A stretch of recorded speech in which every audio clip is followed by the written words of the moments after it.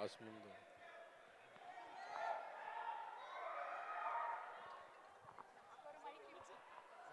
Boss ముందు మాట్లాడాలంటే గలగల ఆడిపోతుంది. ఆగండి రా తమ్ముడు, ఆగండి.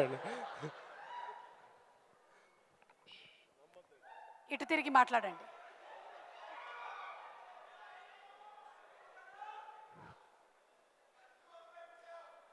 ఏమవుతోంది? బాస్ అక్కడ ఉంటే ఇలాగా మాట్లాడదాం, పక్కన ఉంటే మాట్లాడటం మాట్లాడేస్తా.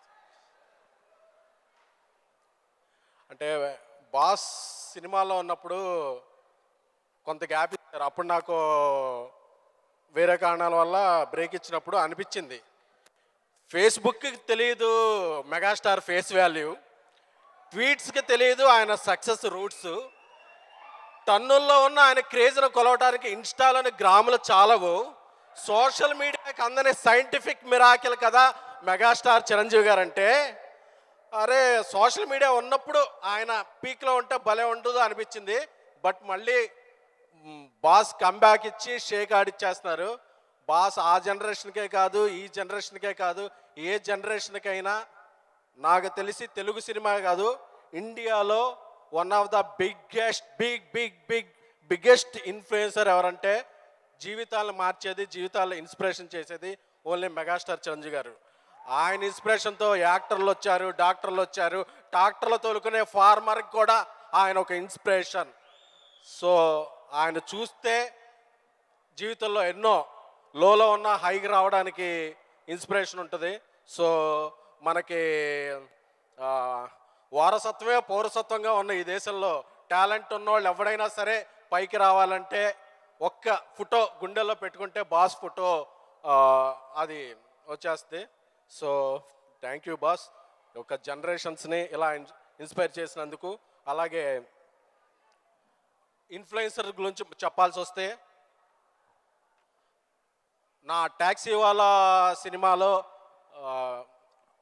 హీరోయిన్ ఒక ఇన్ఫ్లుయెన్సర్, నా బేబీ సినిమాలో హీరోయిన్ ఒక ఇన్ఫ్లుయెన్సర్, నేను నెక్స్ట్ తీస్తున్న సినిమాలో హారిక ఒక ఇన్ఫ్లుయెన్సర్.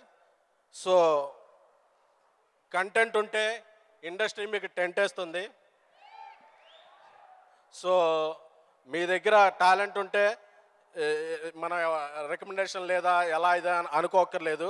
మీరు ఒక సెలబ్రిటీని ఎవరు ట్యాగ్ చేసినా మీరు చేసే కంటెంటే మాట్లాడుద్ది. సో ఇంతమంది ఇన్ఫ్లుయెన్సర్ని నా పరిచయం చేయడానికి నేను విజయ్ దేవరకొండ గారు చెప్పా, ట్యాక్సీ వాళ్ళ చేస్తున్నప్పుడు, ఈ అమ్మాయి షార్ట్ ఫిల్మ్లో యాక్ట్ చేస్తుంది పెట్టుకుందామంటే ఆయన నిండు హృదయంతో యాక్సెప్ట్ చేశారు. అందుకే ఆయన అందరు ఫ్యామిలీస్ లైక్ చేసే ఫ్యామిలీ స్టార్ అయ్యారు. సో ఆయన ఫ్యామిలీ స్టార్కి కూడా కృతజ్ఞతలు, అభినందనలు. 5వ తారీఖున రిలీజ్ అవుతుంది. సో ఎవరెస్ట్ ముందు మనం ఇంకెక్కువ మాట్లాడకూడదు, బాస్ ఇక్కడ ఉన్నారు కాబట్టి. థ్యాంక్ యూ బాస్, నాకు ఇక్కడ ఈ రోలో నించిన అవకాశాన్ని ఇచ్చినందుకు. అలాగే ఎక్కడెక్కడో ఉన్న టాలెంట్ని అందరినీ కూడా ఒక గొడుగు కిందకి తెచ్చిన తెలుగు డిజిటల్ మీడియా అసోసియేషన్కి. ఎందుకంటే వీళ్ళందరూ కూడా మేము హైదరాబాద్లో ఉన్న వాళ్ళనే ఇన్ఫ్లుయెన్సర్ రీచ్ అవ్వగలుగుతాం, కానీ ఎక్కడెక్కడో ఊర్లో ఉన్న వాళ్ళని ఎప్పుడూ మేము రీచ్ అవ్వలేము. బట్ ఇలాంటి సంస్థ ఒకటి వచ్చి అందరినీ రీచ్ అయ్యే ఒకటి తేవడం అనేది ఒక ఇండస్ట్రీకి ఒక శుభపరిమాణం. ఎందుకంటే ఇప్పుడు సోషల్ మీడియా నుంచి ఎంతోమంది స్టార్స్ రాబోతున్నారు, యాక్టర్స్ రాబోతున్నారు, క్రియేటర్స్ రాబోతున్నారు. అలాగే దీనికి కొన్ని మంచి చెడు ఉన్నట్టు దీనికి కూడా చెప్తుంటాను. మనం వైరల్ అవ్వాలంటే ఏదేదో తమ్మునైల్స్ పెట్టద్దు, డిజిటల్ విప్లవానికి ఒక తమ్ములా ఉండండే తప్ప తమ్మునైల్స్ దగ్గర ఆగిపోవద్దు. So I wish all the generation of this social media. నాకు తెలియదు ఇందులో నా నెక్స్ట్ సినిమాలో ఎవరు నన్ను రీచ్ అవుతారో ఏమైనా ఉంటారో. సో ఇండస్ట్రీలో మీకు అందరికీ ఒక మంచి బాట రావాలని, స్వయం కృషితో పైకెదిన మెగాస్టార్ చిరంజీవి గారిని, విజయ్ దేవరకొండ గారిని, ఇలా స్టార్స్ని ఇన్స్పిరేషన్గా తీసుకుంటూ మీరు కూడా ఒక స్టార్ అవ్వాలని ఈ అసోసియేషన్కి నా బెస్ట్ విషెస్ తెలుసుకుంటూ థ్యాంక్ యూ సో మచ్.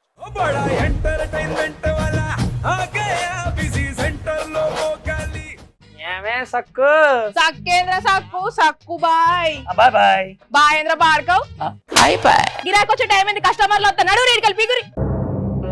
కస్టమర్లు వస్తున్నారు కదా, మాత్రం పొగరు ఉంటది మరి. తగ్గించేద్దాం పొగర్ని. డబ్బులు కట్టేస్తావేంటి కొంప తీసి? లేదు, కస్టమర్లు ఆపేద్దాం. పదా మరి మన బిజినెస్ స్టార్ట్ చేద్దాం.